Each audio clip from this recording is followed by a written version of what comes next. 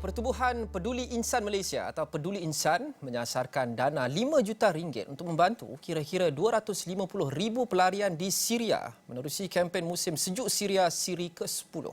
Pengerusinya Muhammad Luqmanul Hakim Muhammad Rizwan berkata kempen tersebut adalah usaha pihaknya untuk menyemarakkan rasa tanggungjawab dan keprihatinan terhadap kesukaran yang dihadapi rakyat negara itu melalui dua inisiatif, Suapan Kasih Syria dan Selimut Kasih Syria.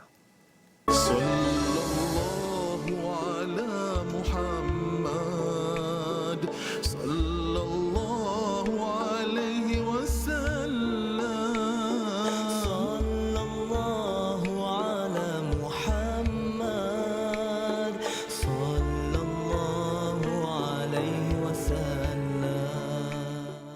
Suapan kasih ini fokus kita kepada bentuk makanan kerana kita faham bahawa mereka hidup dalam kefakiran dan kesukaran, jadi mereka perlu kepada sesuatu untuk bertahan dalam keadaan musim sejuk yang cukup ganas ketika inilah. Dan yang kedua adalah selimut kasih, yang mana fokus kita adalah untuk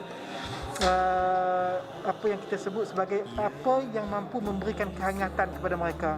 Antaranya adalah pemanas, selimut, baju sejuk dan bahan bakar, insyaAllah. حبيب سلام عليك صلوات الله عليك.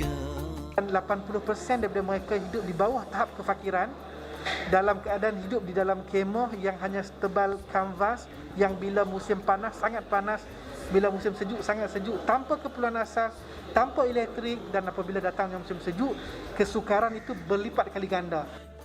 Dalam pada itu, tambah Muhammad Luqmanul Hakim, pihaknya turut mengadakan kolaborasi dengan kumpulan nasyid terkenal Intim sebagai duta kempen pada kali ini. Sehingga Oktober lalu, sebanyak RM370,000 dana berjaya dikutip oleh Intim hasil sumbangan peminat dan konsert yang dilakukan secara dalam talian.